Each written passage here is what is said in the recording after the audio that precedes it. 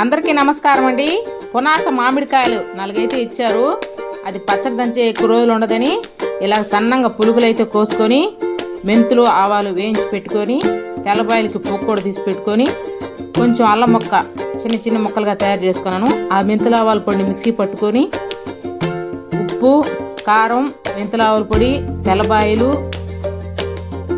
అల్లం ముక్కలు అన్ని మిశ్రమాలన్నీ మిక్సింగ్ గిర్రా చేసేసుకొని బాగా కళ్ళనైతే వేసుకున్నాను.